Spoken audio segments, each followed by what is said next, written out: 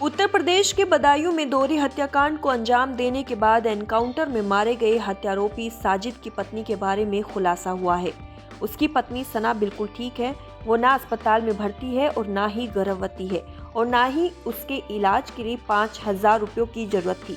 वो तो बीते 15 दिनों से अपने मायके में रह रही है। साजिद खुद उसे ले जाकर उसके ससुराल छोड़कर आया था और वो अपनी मां मिस्कीन के साथ रह रही है। उत्तर प्रदेश के बदायूं में दोहरे हत्याकांड को अंजाम देने के बाद एनकाउंटर में मारे गए हत्यारोपी साजिद की पत्नी के बारे में खुलासा हुआ है। कहा जा रहा है कि वो बीमार थी, जिसके बहाने वो रुपए मांगने गया था। दूसरी तरफ बच्चों का अंतिम संस्कार कर दिया गया है। जावेद की गिरफ्तारी हो चुकी है। ऐसे में सवाल ये उठ रहा है कि क्या साजिद ने इस हत्याकांड की साजिश पहले ही रची थी, क्योंकि वो 15 दिन पहले ही अपनी पत्नी को मायके छोड़कर आ गया था। इसके अलावा वारदात वाले दिन भी उसने अपनी दुकान जल्दी बंद कर दी थी। इसके बाद रात करीब 7 से 8 बजे के बीच वो अपने भाई जावेद के साथ ठेकेदार विनोद के घर पहुंचा। उस समय उसकी पत्नी संगीता अपने 3 बच्चों के साथ थी। बदायूं शहर के मंडी समिति चौकी के पास बाबा कॉलोनी में स्थित विनोद के घर में पहुंचने के बाद हत्यारोपी साजिद ने संगीता से चाय बनाने के लिए कहा था।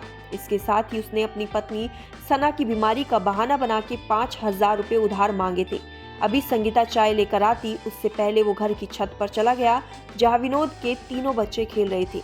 उसने एक बच्चे को पानी लाने के बहाने नीचे भेज दिया। इसके बाद उस तरह से 2 बच्चों पर जानलेवा हमला कर दिया। इसमें 12 साल के आयुष और 8 साल के आहान उर्फ हनी की मौत हो गई, जबकि युवराज घायल हो गया। बच्चों की आवाज सुनकर मां ऊपर देखी तो साजिद और जावेद खून से सने उस तरह लेकर नीचे आते दिखाई दिए। घर में हाहाकार मच गया। दोनों आरोपी वारदात को अंजाम देने के बाद फरार हो गए। आरोपियों के दूसरे समुदाय के होने से बदायूं के लोगों का गुस्सा भड़क उठा था। हंगामा पर उतारू भीड़ ने तोड़फोड़ और आगजनी के जरिए अपना गुस्सा निकाला। मोहल्ले के लोग पूरे इलाके में ईंट से ईंट बजाने पर आमदा हो गए। वारदात की सूचना मिलते ही भारी संख्या में पुलिस बल भी मौके पर पहुंची और लोगों को शांत कराया, जिसके बाद मोबाइल सर्विलांस के जरिए आरोपियों की तलाश की गई। इस दौरान साजिद का लोकेशन तो मिल गया। पुलिस ने उसे जब चारों ओर से घेर लिया, जिसे देखकर साजिद ने गोली चलाई, जिसके जवाब में पुलिस ने भी कार्रवाई की और जवाबी फायरिंग में साजिद मारा गया। पुलिस उनकी तलाश के साथ ही हत्या की वजह भी तलाश कर रही है, जो अभी तक सामने नहीं आई है।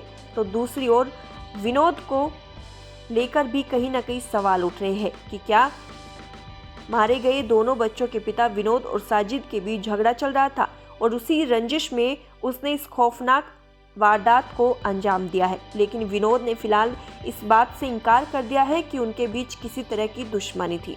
बाबा कॉलोनी में मजर रोड के रहने वाले ठेकेदार विनोद हर घर जल योजना के तहत ओवरहेड टैंक का निर्माण कराते हैं।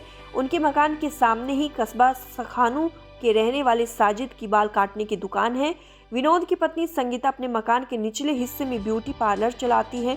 दोनों के ग्राहक अलग हैं। ऐसे में व्यापारिक दुश्मनी भी नहीं दिखाई दे रही है। फिलहाल पुलिस ने साजिद के भाई जावेद को बरेली से गिरफ्तार कर लिया है और उसी से पूछताछ में इस पूरे मामले की कड़ी खुलेगी कि आखिर साजिद ने इस हत्याकांड को अंजाम क्यों दिया है।